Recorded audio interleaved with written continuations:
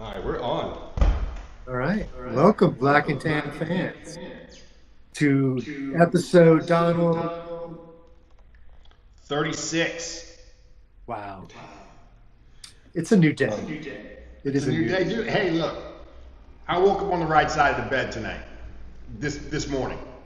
See, Bosses don't work. He said tonight. that's right. He just woke listen, up right now. listen. It's been a long day, but I got the episode right. You did get Episode this. 36. We've been doing this for almost a year now. Yes. Over a year. Actually longer, but that's the new math. Yeah, just let me have it. Just let me have it. Just let me have it. It's all right. Yeah. But so it's been good, man. We've been doing a lot of covering a lot of different stuff, covering a lot of different people. And I think 36 episodes in and being relatively consistent, maybe we've jumped around a little bit on our starting time, mostly because of technical difficulties, which we thought we'd bring Not the work this guy in. any of that. We thought we were going to bring this guy in and solve all our technical I know, difficulties. dude. Today was a rough day. I don't know what happened. Now But there's random thumbs up coming in the feed now. Like if I move. Yeah. So we're going to be talking about. Did we do an introduction already? We didn't, but I mean at this point we're 36 episodes in. People know who we are. But just in case you don't, I'm Donald with Patapsco Bikes and Black and Tan. This guy next to me here is. What's up, everybody? I'm on episode, I think, 62 on my channel. Are you 62? Yeah. So I've been Just doing. gotta beat me in every category, don't you, brother? 62 episodes. He just went up to you. Yeah. He more than one up. It's a fake number, Paul. It makes it sound big, but welcome everyone. We have a cool episode, as you guys can see. We're streaming from Patapsco Bicycles Elk Ridge. Thank you for joining us today. We have a couple people joining, and yeah, make sure you hit Hold the on. like. Yeah. They don't know who Doctor is. Oh, yeah. Our doctor friend here. He didn't introduce himself. We introduced ourselves. Maybe you should. Oh, that's a trick question. No, that's a good question. No, I can introduce you. I know how to introduce you.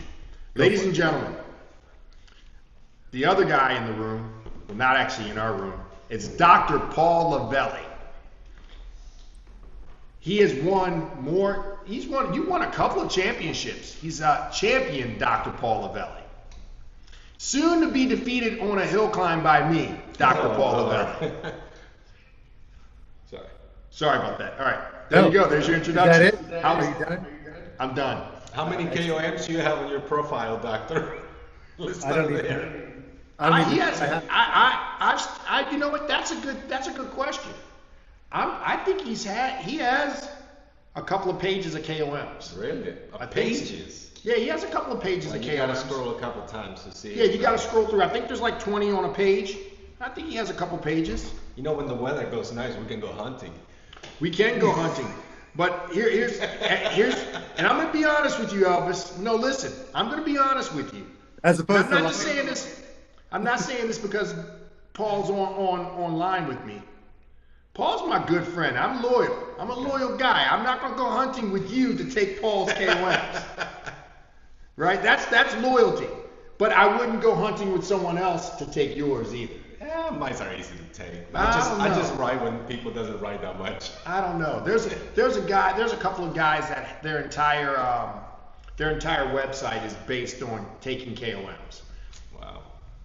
Some retired pros. That's what they do. They go out and they take these massive KOMs. So since you did it in the introduction, why don't you elaborate on how you're going to beat my butt up a hill in 2 weeks? We're good. Okay, we're good. We're good.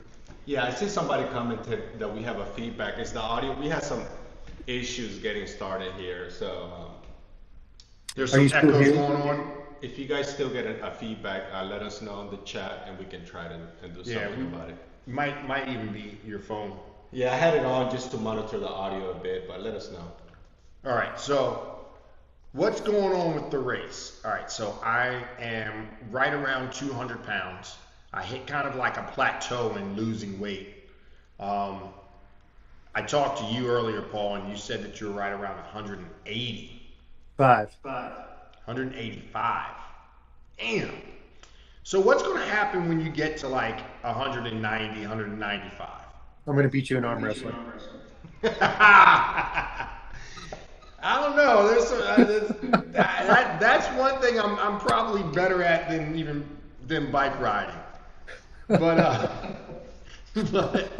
but yeah. So the race is coming up on the 17th. Man, I have a busy month.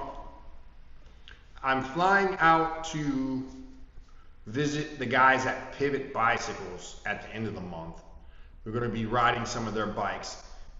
On the 17th of this month is a race between me and Paul. I think we have a couple of bike demo things going on here at the shops in between. It's going to be very busy. But wait, your race with Paul is on the 17th of this month? Is it this month or next month? It's this month. It's the next podcast. So I guess do we have a rain day? Because it looks like we're gonna have to reschedule. Well, The 17th. We don't know. It's raining so bad around the shop that there's actually stranded vehicles around the corner. Whoa. Yeah, the creek right across around the corner from the shop that starts a pretty good climb that we call Ridge Climb. Right before Ridge Climb, that creek is swollen to the point where there's a car stranded in it on the bridge. So I don't know. I think it'll clear up. Is this some sort of like I need more time to train strategy you're using? No. Hey, It's gonna, I've been putting in pretty good rides. This week is going to be a crappy week for me, but I've been putting in consistent rides and consistent training. There's going to be no excuse from my side. Okay. You know, I have a win-win scenario no matter what. Right? Ooh, do tell. Because I win when you realize how it is to ride a hill at 190 plus pounds. That's a win for me. He already knows the suffering. Right, I already know what's up, right? I think I may even gain a little more respect from you once you climb that hill at 195 plus pounds. Okay, can I suggest something and also race and I add weight to myself? You want to race? I want to be part of it. I'm down with it. I'm down with it, but your trash talking has to improve, bro. I think I'm You're here not good at trash talking. So sorry. Maybe we'll get. I have a guy who's really good at trash talking. His name is Ed Sauls. Ed, we'll get Ed on training you in trash talking. I appreciate that. And we'll get you up on that. All right. Someone commented again that we're getting feedback again. Yeah, Claude, turn that all the way off. Yeah, when I had mine on my computer, when I had different things open, man, I was getting so much feedback. Let's try something here. All right, so now we've got a threesome. Keep it clean. Going up the hill on New Cut on a race on Wednesday, the April 17th. I extract myself from this case. I don't know why I said that. I just went out of emotions. Sorry.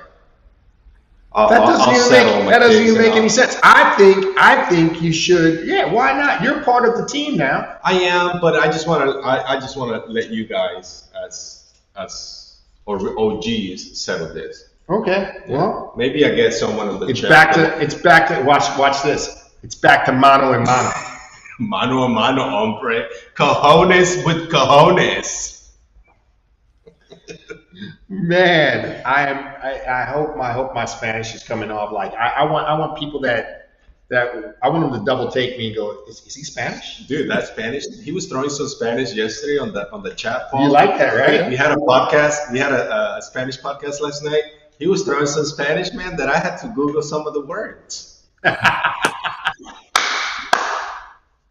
I was like, The question is after you Googled them, were they the right words? dude, it was the word for the scalpel. It literally translated to To the scalpel, right? That's All right, let's get to the All right, episode. let's get to talking about bikes. All right, so check it out. The cycling industry has had a lot of like new categories popping up all the time. I feel like the cycling industry just needs to constantly reinvent itself in order to sell more bikes. I feel like once a category gets stale, all of a sudden they'll come up with like a new category, and the guys that and girls that need to have the latest greatest all go out and buy that bike. I mean it's obvious in a certain sense that that's what they do, but so not such a new category is downcountry. But what I'm starting to see is the trend of XC bikes that used to be straight XC bikes, Right. now start to get more travel and start to really venture into downcountry. And I don't know if that still exists now. Is it still downcountry or is that just XC? You know, so Well, I think they also, because if you think about it, the downcountry is that something new? Like, let me ask you a question. You've been in the industry and Paul been also racing for a long time. What was the OG of, like, let's start with the XC stars, right? The OG of XC. Let's not go way back, like Right. maybe like from so 2000, a regular epic. Sure. from 2000 to here. Suspension on not just an epic, but suspension on a regular cross country bike used to be 100 millimeters with a 100 millimeter Rear front shock. So Or a 100, hardtail. 100, 100, or a 100 with a hardtail, right? Okay. And occasionally you get something like an 80 mil front with a hardtail. So it'd be 80 mil with a hardtail. Okay. Recently, since the World Cup courses started getting so much more technical, you started seeing bikes get more raked out, or the head tube angles on bikes start to move outward.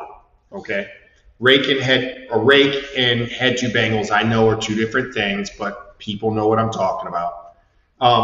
So you'll see the head tube angles start to come out on a lot of bikes without the travel necessarily getting any better. So example, like the World Cup, the Epic World Cup, or the Trek Super Caliber. Ew, brother was dead. Yeah, I don't know why I said that. But those are bikes that are in that category, right?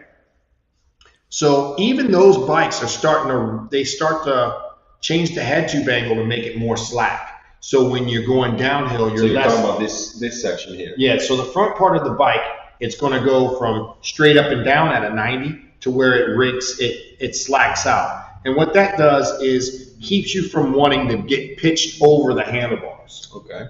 So now you're seeing bikes. But be fair, whenever you slack a bike out like that, it's going to be slower in and out of corners. There's just no doubt. 100%. Yeah. So it makes a bike more stable on downhills, and it lengthens the wheelbase. But what it doesn't do is allow it to really handle in the tight corners better. It actually makes it worse when it comes to handling in those tight corners. So there's always a trade-off. But the trade-off, the biggest thing, and I think it happened when Vanderpool went over the handlebars in a World Cup race. A lot of these manufacturers started seeing that if a guy like Vanderpool can't handle his bike to the point where it keeps him from going over, that we need to do something on our end. And what they did was they took that handlebar, that head tube angle, and they started to slack it out and change the head tube angle. So they're not as steep. They're more angled out. So this would be a good example here. This is a great example. So this is the new Epic 8. And the cool thing about the Epic 8 is it's now based on a 120 platform. This is the Evo. So So it actually comes in at a 130 mil front with a 120 mil platform. And almost all of these bikes in this category now, whether it be this one or whether it be the one behind it, which is the new Scalpel, Okay.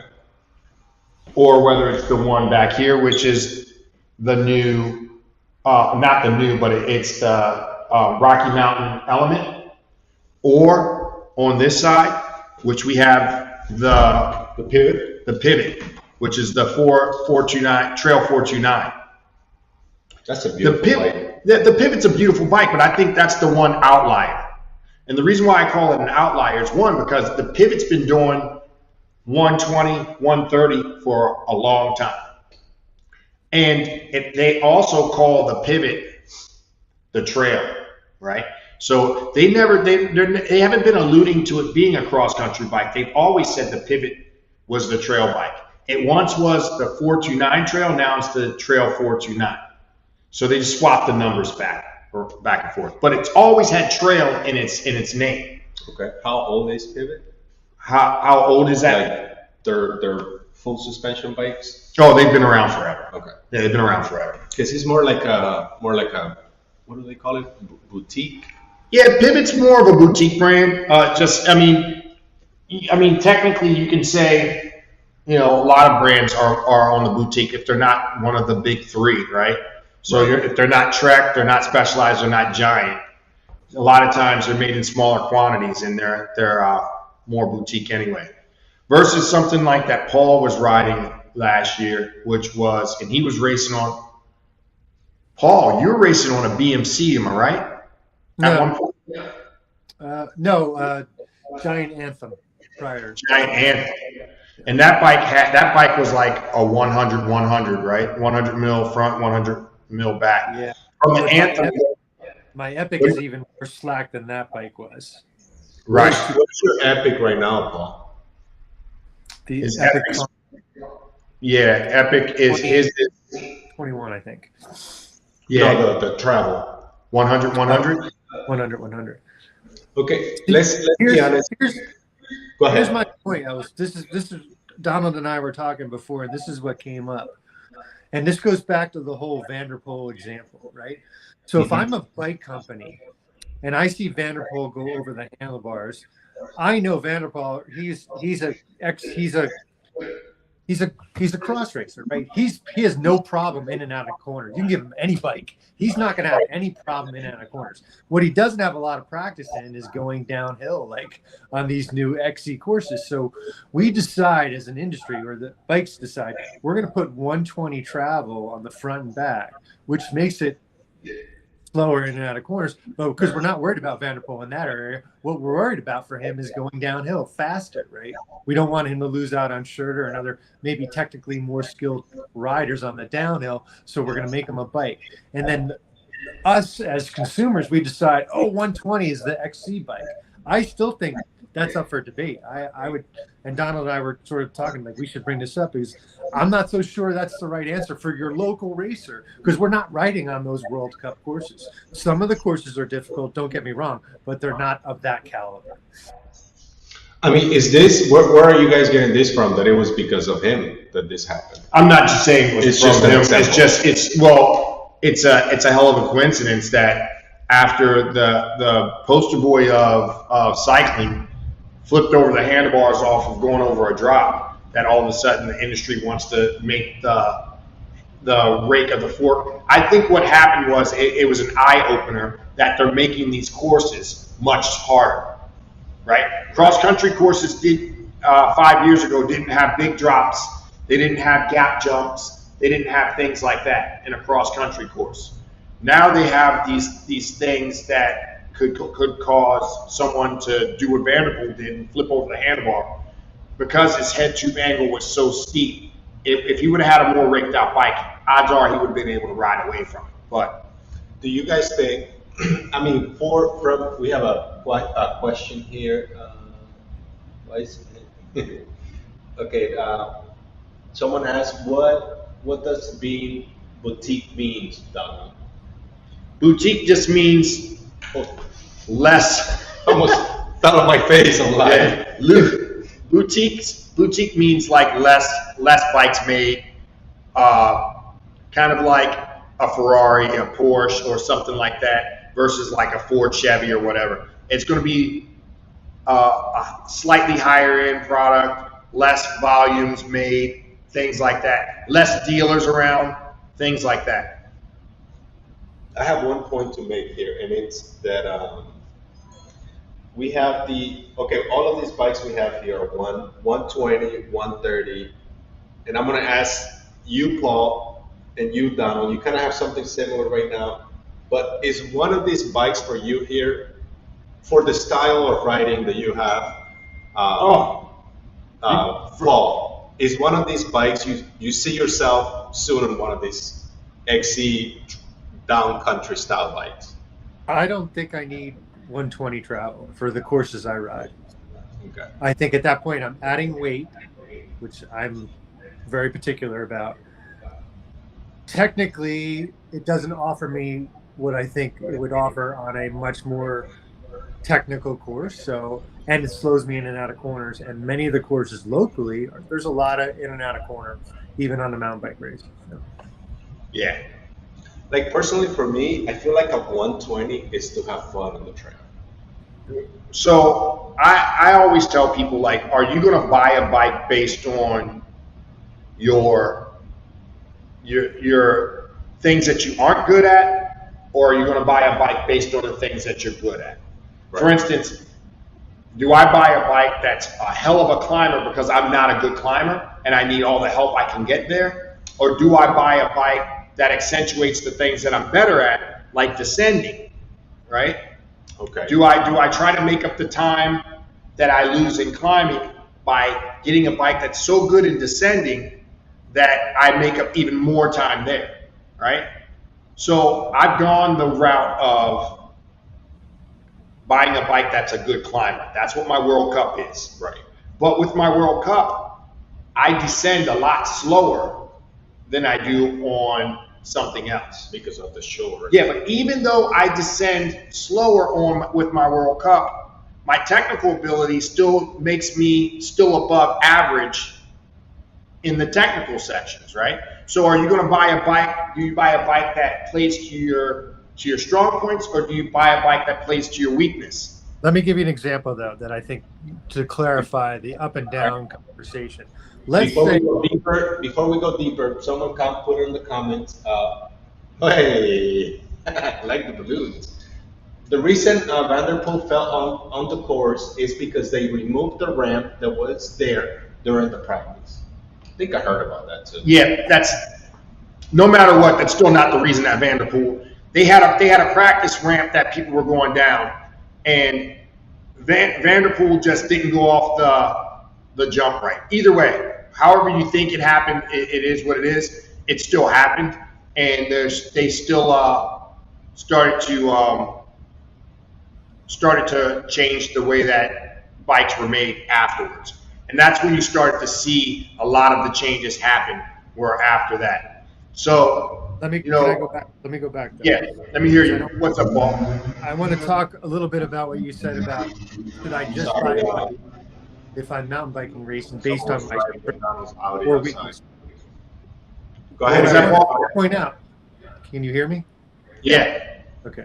But I want to point out, let's say hypothetically 2 guys are riding in Patapsco and they go up from the road, right? Maybe one guy on that elevation can put in 1.5 minutes to the other guy, right? On the downhill, that same elevation, that guy probably only puts about, I would say 30 seconds, even if he's really, really fast. You know what I'm saying? So there's a difference between going uphill and downhill based on bike choice and what you're going to accommodate strength versus weakness. But do you think me choosing a better climbing bike, I would make up the same amount of difference or less? You see what I'm saying? Yeah. Because the question would be, would you climb enough faster than less that you would lose on the downhill with that bike versus your old Specialized, which had a little bit more travel and certainly more bounce in the front. Right. I don't know. See, that's the crazy part. Like, I 100% say on a good downhill, I know that if I had a 121, 130 bike, that I would be considerably faster on a downhill. On things where I say that I tiptoe through certain things and I hit the brakes, I wouldn't hit the brakes on some of these bikes. I just get light and just go, right? I guess my question to you is, so we do a typical route, right? We go up a climb and then we come down a climb when you and I ride in the park. On our initial climb up to Ridge, right? Right.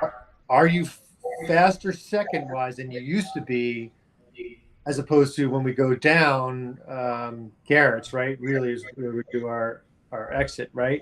Are you that much slower on the downhill?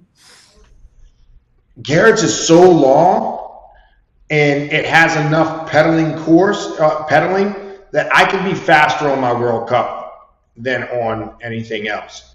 There's going to be certain segments where that double jump is on Garrett's, where I hit it on my World Cup, but I only hit it once, and after I hit it, I was like, I ain't doing that again. But I wouldn't even hesitate to hit it on one of these bikes, especially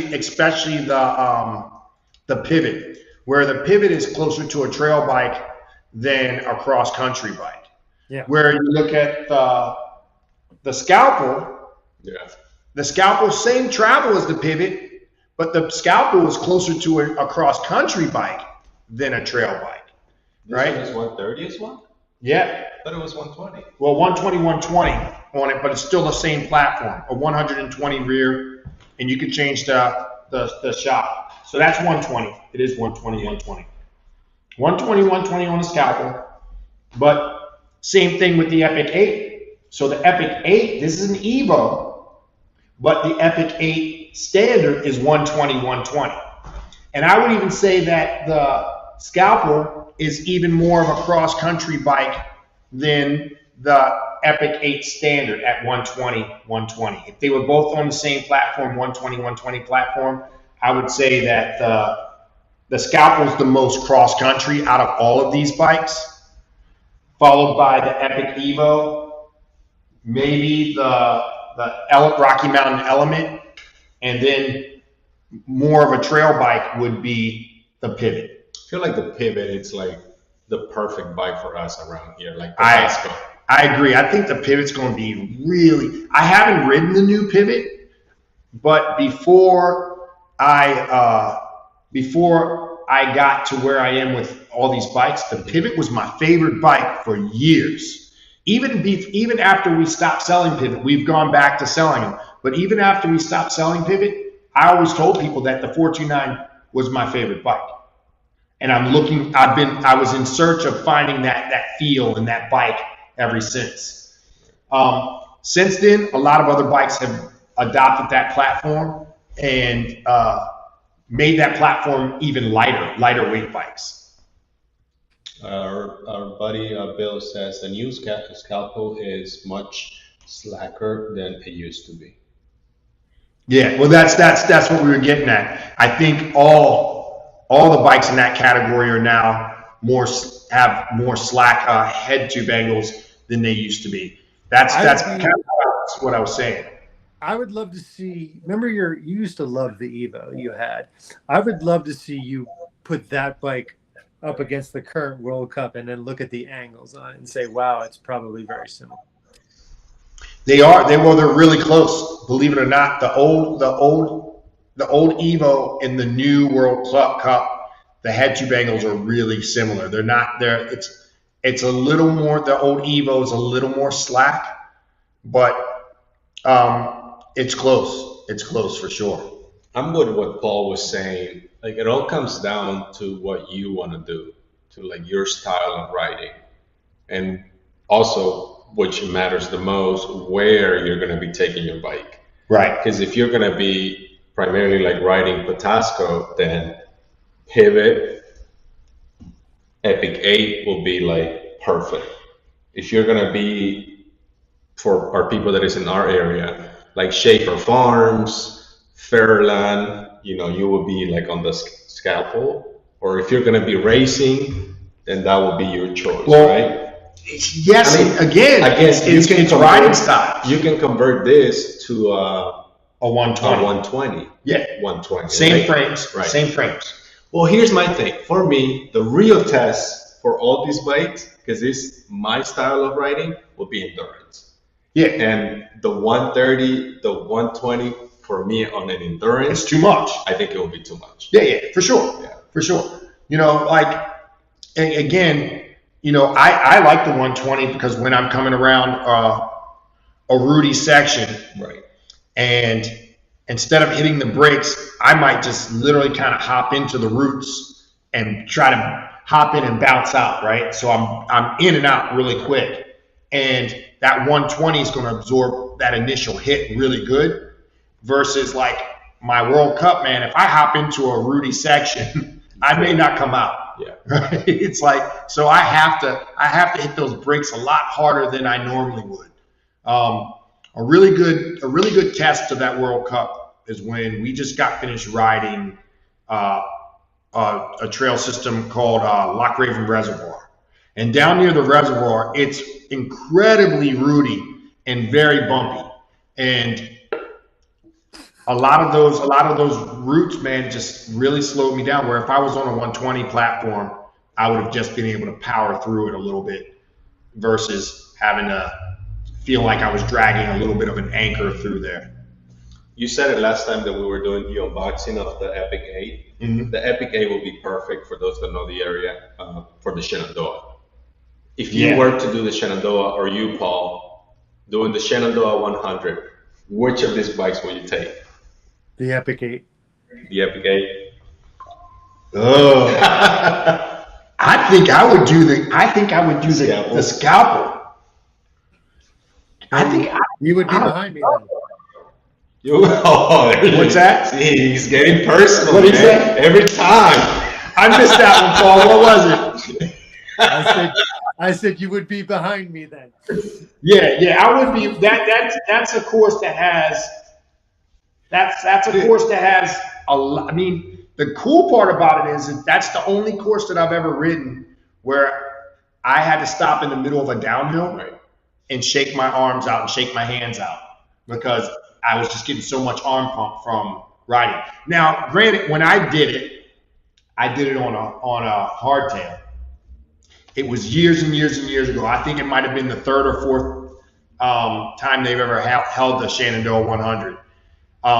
And now that I'm a little older, that's your cup of tea, man. I don't think I want to do a 100-mile mountain bike race. About to find out.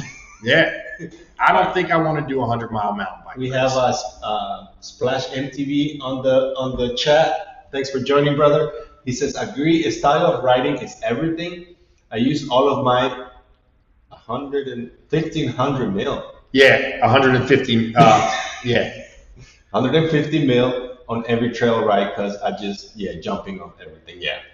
He did it in millimeters instead of centimeters, but yeah, it's he has a true trail bike, and he uses it like I know he uses that bike for everything. Yeah. So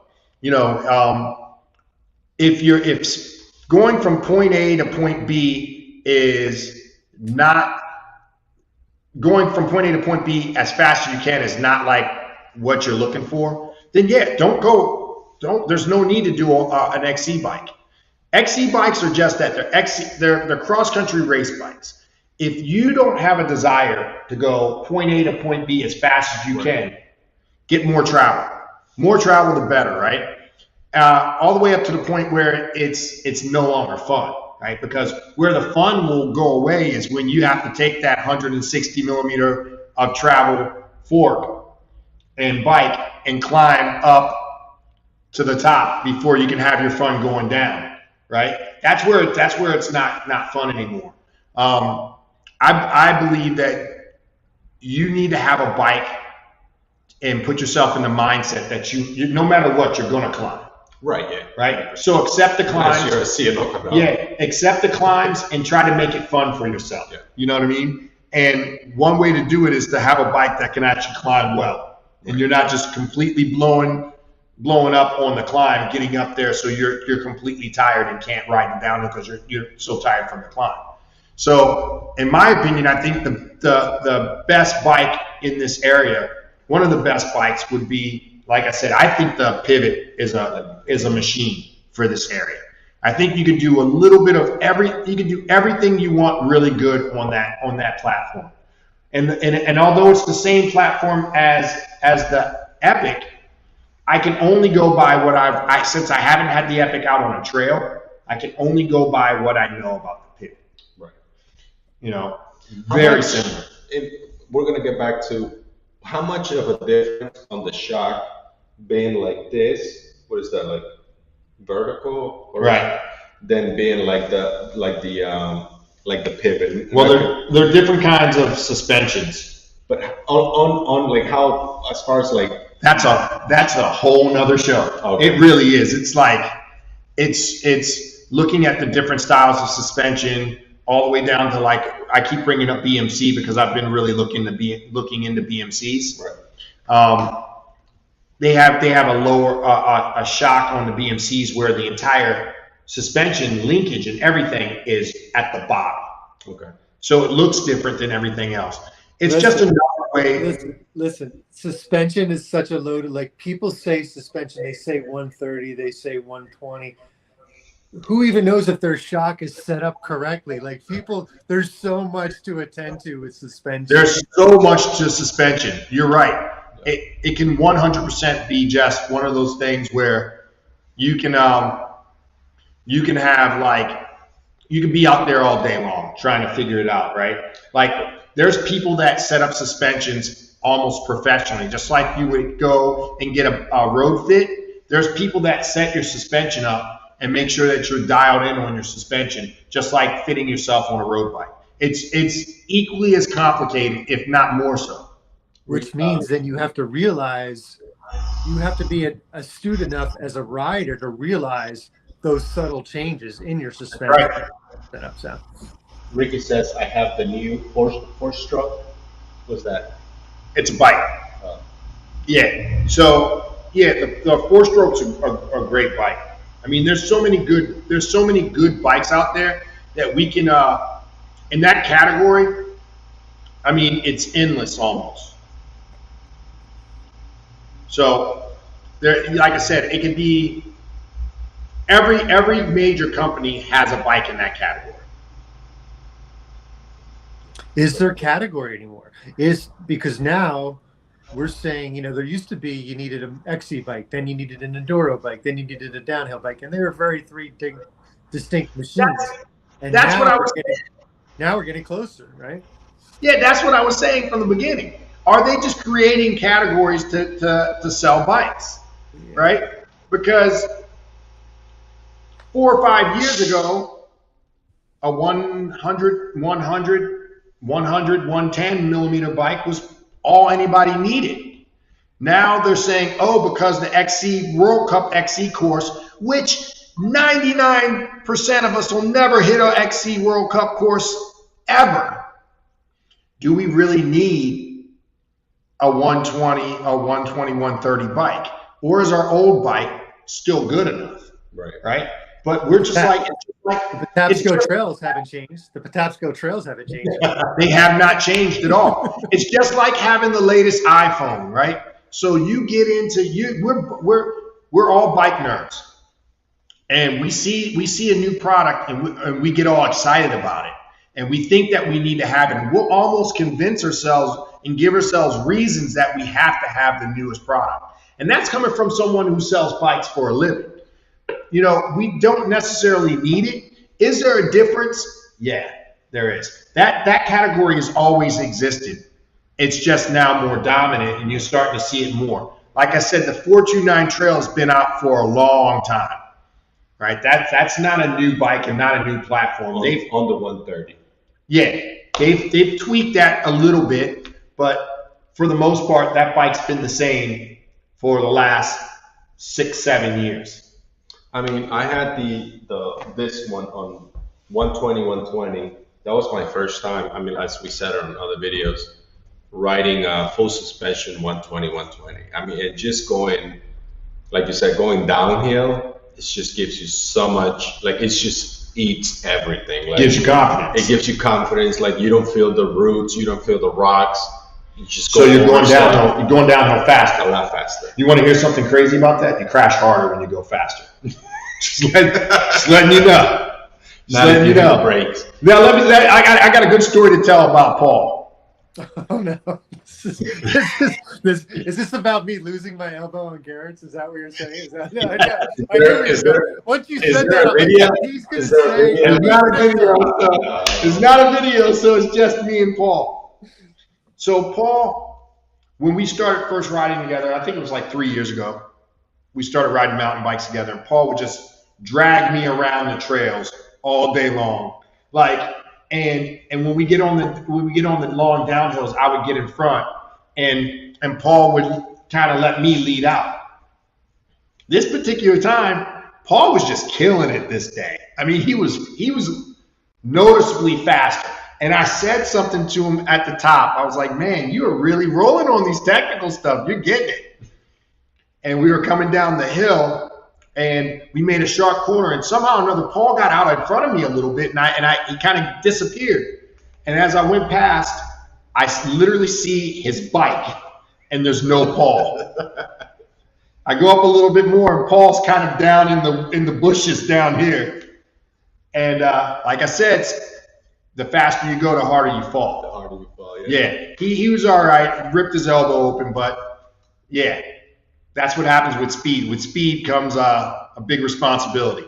Well, Ricky brings up a good point. He says, I think with a three-way lock out and 120, 120, you can have the best of both worlds. Yeah, I agree. I mean, I think that's where it's going, because think about how light that scalpel is. Yeah.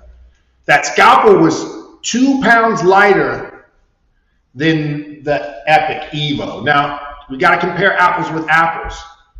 The Epic Evo had a heavier shock on the front, but it was definitely lighter when we weighed it.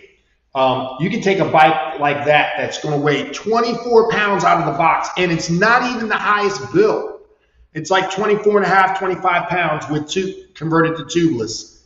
You do double lockouts on that bike, and that's a pretty light bike. It's rigid. I was locking, at some point, I was locking this bike, just the front, and it was just as rigid as they come. Yeah. So, that's where we are with that category. There's still questions. Like, I want people to answer. Why do you think they're coming up with this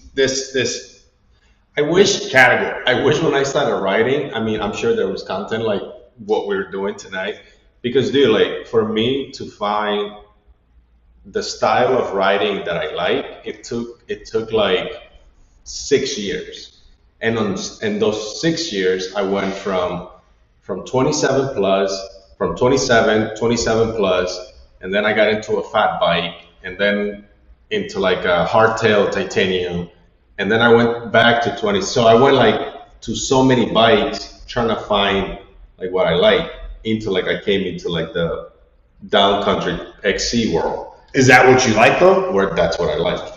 But you're more XC. You're not downcountry. Right. Yeah. Like the XC world. Yeah. Right. See, that's my whole thing. I'm like confused. As someone in the cycling industry, I'm still confused. Is 120? Not for the recent XC bike. Not for the recent. Like I don't think you're gonna see someone doing the Cape Epic on one of these bikes though. Just because I'd see them doing it on the World Cup. On the World Cup, right? On the Epic, on the old Epic, I saw a lot of people doing the Cape Epic on the old Epic Evo. Epic. I've even seen them doing it on the old Epic Evo. But the old Epic Evo is 120 or 130? It's 120. Okay. 120 front, 100 back, or 110. Yeah. There's so many now. I'm confused. Yeah. Right? It's but my point is that now the new cross country bike? I feel like the pros ride it because at the same time it's marketing. This is where everything is going, and it's like Yeah, you have to ride the new thing. Yeah, but they still want to win. Yeah, Are they riding it because it's faster? Or are they riding it because they're like, oh, here, ride this bike. It's not faster, but you'll make up the difference because you're that good. What do you think the weight is between a Kashima Fox 32 versus a 34 120? Oh, it's over a pound. Over a pound? Yeah. Yeah, 34 versus a 32. It's definitely a weight. Which is my whole point. In this area, do you need to put 2 pounds on your bike for 10 more meters of travel? Are you skilled enough to know the difference? And then 2, is that going to make you faster on your if you really want to be faster? And I don't think it's true. I think it will be faster if you have like a 10 tires. Yeah. That's a no-brainer. That's a no-brainer. Deeply researched. It's deeply researched. It's proven in numerous peer-reviewed journals. Paul, what's your style of bike, Paul? Where do you fit in? I like riding. I like that you guys think that we have a style, therefore we ride a bike. I think the bike influences my style. That's how I feel. So I like doing downhill stuff on my, the Santa Cruz, the Butcher, which is a really heavy 27. We built that. It's still like 28 pounds. But man, if you take that out west and you do lift assist and you're going over big jumps, that's a very stable bike. It lands well every time. And I did stuff that I would never do on any other bike. Right? All right. I get where you're going with that. But the style of bike that you ride the most is like out here. XC bike. That's all you need. I haven't met the trails here except on the western slope of Massanutten that will require more travel than 100. I haven't met the trail yet. But you can still do it it all comes down to what you are doing on the bike. I feel like that's what it comes down to. I feel like if you're already deep into like the cycling community or the cycling sport, I feel like you already know what you like. You already know what you like to do. If it's just like going on a Wednesday ride, going on a Saturday ride with your buddies, I feel like you're going to buy the bike around that. Well, with a 130, if you're like a casual rider, how to ride, like I feel you're going to have a lot of fun because Ricky was saying, you get a little bit of both worlds, You go down fast, you go to go up fast, and you still get to like enjoy but I don't it. think Elvis, I think you said, I'm going to use you as an example because you said it before. I went through 5 or 6 bikes before I found the style of riding. And I would suggest maybe that's where you are today, but a couple of years you may find something, you want to do something different, and you're going to have a different bike that needs. That's right. Because it's always evolving. That's a good point. It's always evolving, right? Like, once you, like, I'm starting to realize that I'm not as fast as I used to be. Right. But I still love riding. So me chasing speed like I used to may not be the best thing for me to do to really enjoy riding, because all I'm going to do is disappoint myself. Even if I'm just competing against myself or Paul, I'm just going to disappoint myself. Right. So yeah, you start to realize, all right, well, there's so many other aspects of cycling that really make it fun for me. And those haven't left yet, right? So I can still have fun on like the technical stuff, and my technical skills haven't left. Right. It's like they say with boxers, the reaction time leaves, but the power doesn't leave until later on, right? I feel like with mountain bikers, your speed may go away, but your technical ability doesn't leave until later on. And that's kind of where I'm at right now, as far as like starting to slow it down a little bit. I still want to go fast, but fast for me and not worry about everything else. So I think the 120, you do have 130, one thing to worry about on April 15th. 17. You should be worrying about that. That's road. That's a whole different thing. Is that like easy, you think? That's done? It's settled? No. It's mentally I'm okay with it, because it's a it's a no lose scenario for me. What bike do you think you're gonna take? It's a road bike. Oh, it's on a road bike? Yeah. We're climbing New Cut. I thought it was on a mountain bike. No. It's road bike. Oh, okay. Okay, go on. It's road bike. So we're climbing New Cut, and it's a no lose scenario for me. Paul beats me. Guess what everybody thinks? He was supposed to beat me. He's supposed to beat me. I beat Paul. It doesn't look bad on me. No. Right? You might lose in the sponsorship, Paul, so you're gonna doesn't- have to let him win. It What doesn't happened look to bad on Paul? me. Oh Pressure. no! What happened? What happened to Paul? Yeah, in other words, the pressure's on Paul. It's not on me. Yeah. Right? I lose. I was supposed to lose. Vegas has odds on me. Like, they're not on Paul right now. If you go to bet in Vegas, I'm like the underdog. He's starting to sound like the Bad News Bears. You remember that movie from years ago? I do. I don't know, man.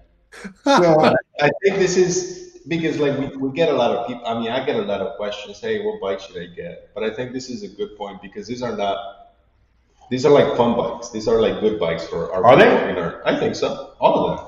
see, that's so funny because, like, literally, I think that's a cross country bike. Like I got a lot of questions about the scalpel. Like people send me DMs and they were like, "Man, that bike looks heavy."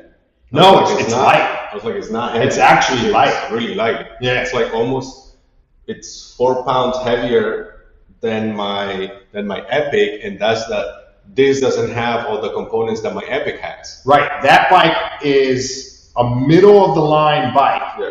that 100% can get a lot lighter.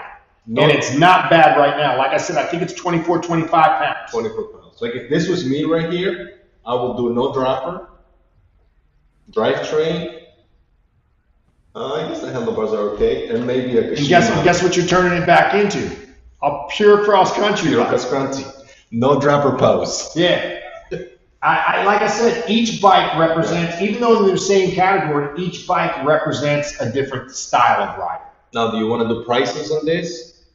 Well, no, because they're not all in the same price range, but they are like, for instance, In the 5K, right? 5K, 6K. if you're going to compare apples, we just have to compare apples. That's an Rocky. aluminum frame for the Rocky Mountain. Yeah, that's So- why it's back there. Yeah, but I think the thing that we want to do is this is why it's important to go out and test ride bikes if you can. Right? Same exact category, opposite ends of the spectrum.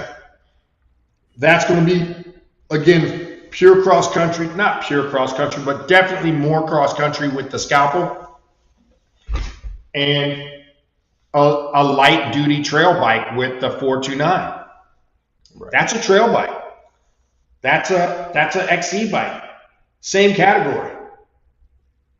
That's so weird. That's so weird. It is, though. And like confusing at the same time. It is. That's why, again, that's why We have- I tell people that you want to make sure you ride these bikes and make sure you know what you're getting into when you go into a shop. You want to ask a lot of questions, and hopefully the staff in whatever store you go to has enough knowledge about the different bikes to put you in the right direction. Because again, you can come in and say, I want a down country bike, 120, 130 travel, and you still have 4 different kinds of bikes to choose from.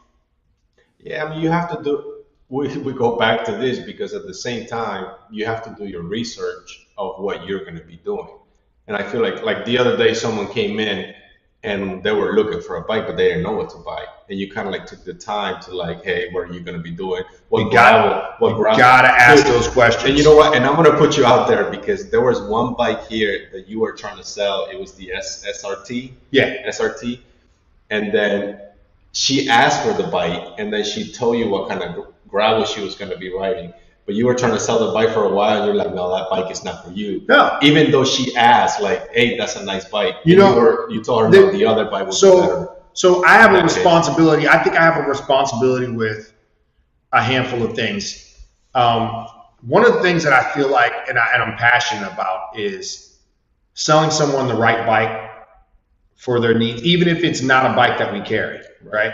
I'd much rather put you on a bike the bike that you need versus just trying to sell a bike off my floor.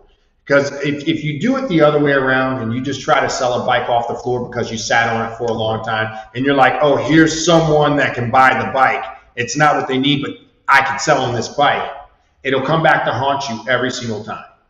Because eventually they're going to run into someone who's really knowledgeable. And the first question they're going to ask is, who the hell sold you this bike? You have a bike packing.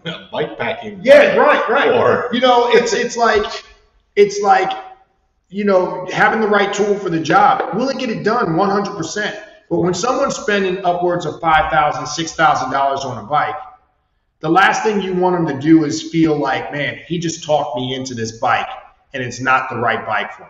Yeah. Or maybe they come in and they say they want that's the bike they want, and I can say, all right, well, it's not my fault that's the bike that they chose. Right. It's not the right bike for them, but it's not the bike it's the bike that they chose, so I'm going to sell it to them on purpose. Or the correct size. or the right size, right? Or I can go to bed easy at night and just say, hey, look, let me give you another suggestion. I'll sell you that bike if you want me to. Right. But let me show you something that might work better for you. Sometimes it saves them more money. Sometimes it might be a little more expensive, but it's the right tool for the right job. And I can rest easy knowing that I did what I needed to do to make sure that this person's on the right bike. Yeah. I mean, the reason why I brought that up is because what I said, it's like I went through so many different bikes. I even have bikes that weren't my size. Yeah. Like a lot of people did short, big. Like at one point I was riding a 62 on a road bike. Yeah, that's a big bike. 5'11". Yeah, that's a big bike. Were you pedaling inside the first triangle? It's. I mean, But we see it a lot as in the cycling industry, right? We see it a ton. It's up to us, and sometimes you can't change it, right? They'll come in and that's what they want, and you can't talk them out of it. You sometimes will have them fill out, sign on. Hey, look, I'm selling you this bike. It's not the right size. Just sign here, and let it go. The saying, you can lead a horse to water, but you can't make him drink. On that note, we have one last question for Ricky, and it says, what tires are you guys running? Are you going for the lightest or wider 2.4? I have found Race King to be the fastest and lightest, but I am trying the Fast Track Renegade combo now. Man, this is a loaded question. First, that's such a loaded question. If they're black and tan, we know they're 0.0075% faster than any of their just all black counterparts. Yeah. Faster anyway. Ardent in the front, Icon in the rear is the fastest setup. But for me, and here's the difference.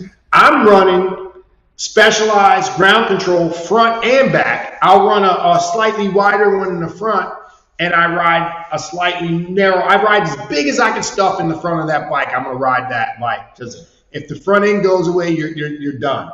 If the back end slides out, you're okay.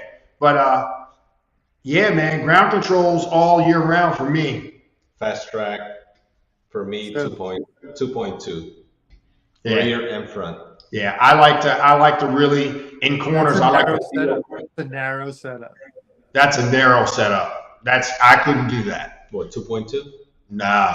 I was riding Continentals and I had such a bad experience with Continentals. Ever since then, never Continental. Watch, Continental's gonna reach out to you tomorrow and be like, "Hey, we like you to represent us." Oh, wait a second, we just saw your video where you hashtag, hey, I can delete that. Right. So, it never happened. I was on high caffeine, sir. Right. So for me, I need the bike to feel planted. I will lose a couple of seconds on the straightaway if I can gain a couple in corners where I'm digging into the corner really hard and making up the difference in the corners and just feeling confident in the corners. So I'm riding not so much a pure XC tire like the Fast Tracks. I'm riding closer to a light trail tire with the ground control. This is the tip of the day and is brought to you by Craig Poole. He says tires for me are about terrain and how long of ride. Where's the other one? He says something about helium. Oh, he deleted it. Oh, that's what he does. Tires for That me Craig are Poole. about terrain. That Craig Poole, you gotta watch him. You gotta watch Craig. Oh no, here he is. Sorry, he said use helium instead of compressed air. There you go. There you go. Tip of the day. All right, let's call this, guys. I appreciate it. We're right at the hour mark. Can you make it do the thumb I thing? don't know. Man, we look really weird right now doing that. Thumbs up. Thumbs up. All I right. don't know. It randomly does it. I don't know why. Yeah, I don't know. Whatever it wants to. All right. So yeah, guys, thanks for joining us tonight. Hey, make sure you subscribe to our channel because it really does help us. And we've noticed that as we get more subscriptions to the channel, our view count goes way up. Yeah. We want to start getting to the point where we can give back. And we can't give back until we get our view count up and our subscriptions up. So please, if you're watching this, it's nothing. Even if you don't ever come back, just subscribe anyway. We appreciate it. Thank you so much, everyone, for joining the live.